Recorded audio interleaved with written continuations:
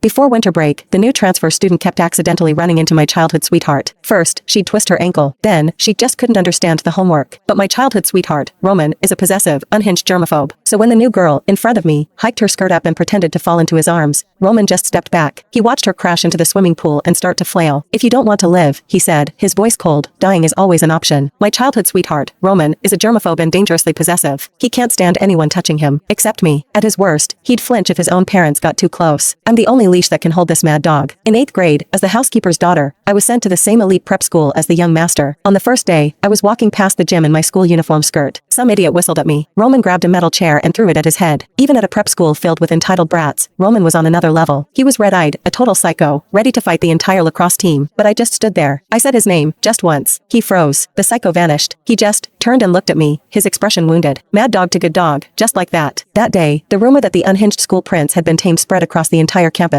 Soon, a new saying followed. "If you piss off Roman, Sienna might be able to save you. If you piss off Sienna, you're dead." It was cringy, sure, but it was accurate. And that rumor held true all the way through high school, until sophomore year, when she showed up. Her name was Sadie. Long, dark hair, an innocent face. She turned every head, not because she was stunning, but because she looked exactly like me. Even that aloof, "don't touch me" vibe was a cheap copy. I saw Roman stare at her. As she passed us, she flicked her hair and shot me a look. Pure provocation. What she didn't see was Roman's brow furrowing, just slightly. A look of pure disgust. After first period, the teacher called me, as class president, to her office. The gist: "Please take care of the new student." I nodded. When I got back, Roman was waiting for me, leaning against the doorframe. The second he saw me, his face lit up and he pushed off the wall to walk toward me. Sadie happened to be walking by at that exact moment. She stumbled, a perfect, graceful trip aimed right at Roman's chest. Roman just frowned and took one step back. Thud. Sadie hit the floor, hard. Roman didn't even look down. He was already at my side, smiling. "What's up? Teacher need something?" The girl on the floor, however, delivered her lines with impressive timing. She looked up, her eyes watery. "Sienna, I just got here. I didn't do anything to you, did I? Why would you